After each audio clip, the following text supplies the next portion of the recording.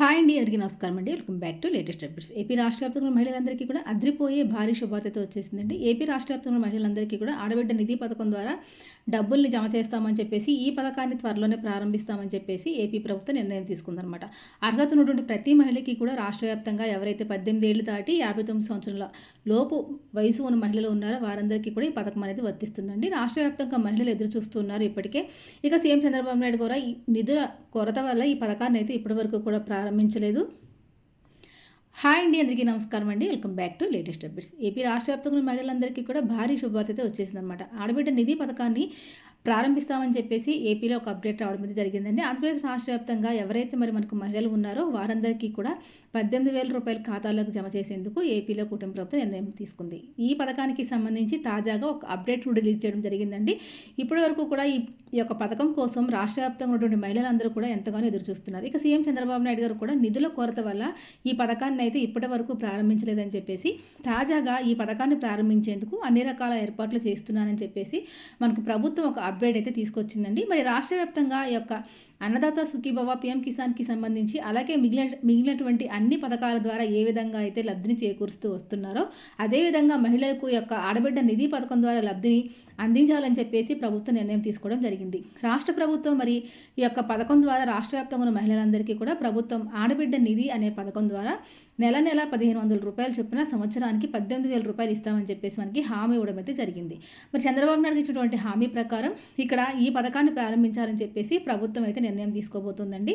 మరి ఇప్పటి వరకు కూడా ఈ పథకాన్ని ప్రారంభించలేదు. ముఖ్యంగా నిధుల కొరత వల్ల ఈ పథకం అనేది మనకి పలుసార్లు ప్రారంభిస్తామని చెప్పినా కానీ వాయిదా పడుతూనే ఉంది. తాజాగా ఈ పథకానికి సంబంధించి విధి విధానాలను రూపొందించి ఈ పథకానికి సంబంధించి ఆగస్టు నెలలో దరఖాస్తు ప్రక్రియ అనేది ప్రారంభించాలని చెప్పేసి ప్రభుత్వం అయితే నిర్ణయం తీసుకోబోతుంది. మరి ఆగస్టు నెలలో ఈ యొక్క పథకం ప్రారంభించాలని చెప్పేసి ఈ యొక్క పథకం ద్వారా ఆగస్టు నెలలో మహిళలందరికీ కూడా డబ్బులు జమ చేయాలని చెప్పేసి నిర్ణయం తీసుకుంది ఏపీలో కూటమి ప్రభుత్వం.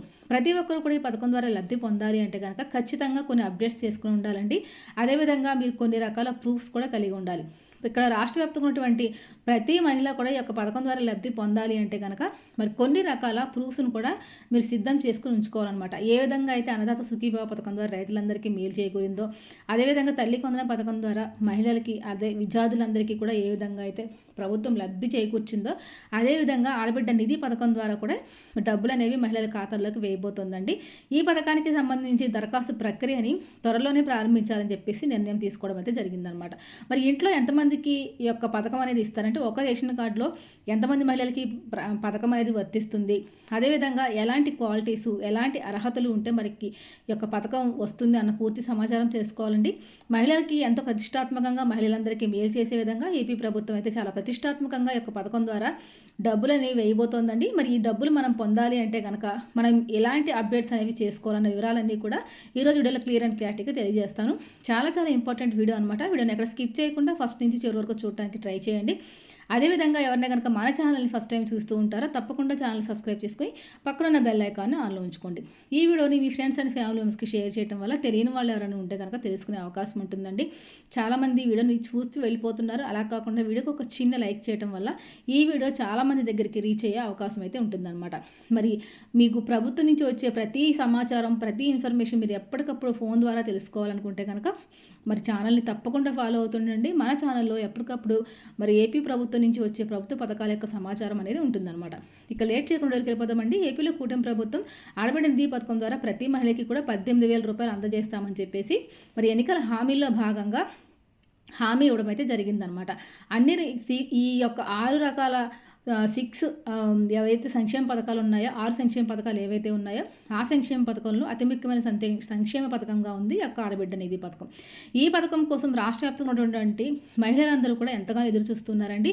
ఈ పథకానికి అప్లై చేసుకోవాలి, దరఖాస్తు చేసుకోవాలనుకుంటే కనుక ప్రతి ఒక్క అక్క చెల్లెమ్మ కూడా ఈ ప్రూఫ్స్ అనేవి కలిగి ఉండాలండి. అదేవిధంగా 18 ఏళ్ళు దాటి 59 సంవత్సరముల లోపు ఉన్న ప్రతి మహిళ కూడా ఒక పథకానికి అర్హురాలి అనమాట. ఈ పథకానికి అప్లై చేసుకోవాలనుకున్న ప్రతి మహిళ కూడా ఖచ్చితంగా Aadhaar card, bank account, ration card, income certificate, caste certificate కలిగి ఉండాలండి. అదేవిధంగా మీ ఏజ్ని ప్రూవ్ చేసేటటువంటి సర్టిఫికేట్ కూడా ఉండాలన్నమాట. అదేవిధంగా మీ బ్యాంక్ ఖాతాకి ఆధార్ని లింక్ చేసుకోవాలి. అదేవిధంగా ఎన్పిసిఐ మ్యాపింగ్ చేయించుకుని ఉండాలండి. దీంతో పాటుగా ఆధార్కి బ్యాంకు ఖాతాను లింక్ చేసుకోవాలి.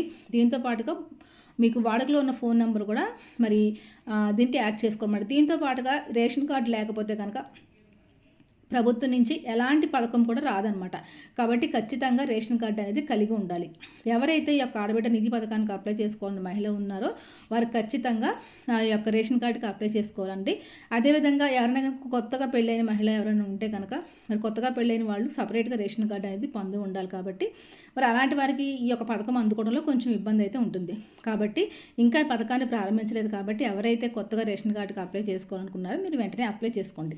ఎందుకంటే మనకి కూటమి ప్రభుత్వం ఎప్పుడు కావాలంటే అప్పుడు రేషన్ కార్డు అప్లై చేసుకునే విధంగా మార్పులు చేర్పులు తీసుకోవడం అయితే జరిగిందనమాట. మీరు రేషన్ కార్డు కోసం అప్లై చేసుకున్న తర్వాత మీకు అన్ని రకాల అర్హతలు ఉంటే కనుక మీకు 15 రోజుల్లోనే రేషన్ కార్డు మంజూరు చేయడం అయితే జరుగుతుంది. దీంతో పాటుగా ఈ యొక్క పథకానికి అప్లై చేసుకోవాలనుకున్న మహిళలు ఖచ్చితంగా సిస్టర్ వెరిఫికేషన్ అనేది పరిగణలోకి తీసుకోవడం జరుగుతుందండి. సిస్టర్ వెరిఫికేషన్ అనేది ఖచ్చితంగా చేయించుకోవాలి.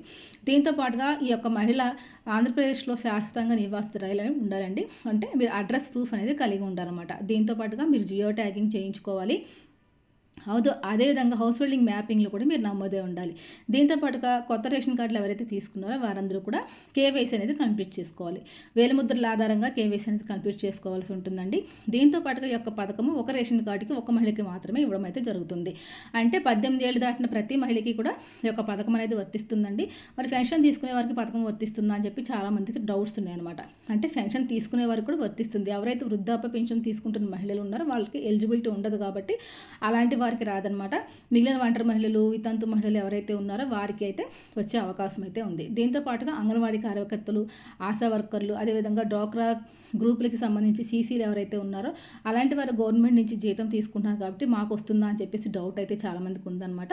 మీరు టెన్షన్ అయితే ఎవరు పడాల్సిన అవసరం లేదు. అలాంటి వారికి కూడా ఆశా వర్కర్లు ఎవరైతే ఉన్నారో ఆశా వర్కర్లకి, అదేవిధంగా అంగన్వాడీ టీచర్లకి రాదండి. అంగన్వాడీలో ఆయాల కింద పనిచేస్తారు కదా, అలాంటి వారికి వస్తుందన్నమాట.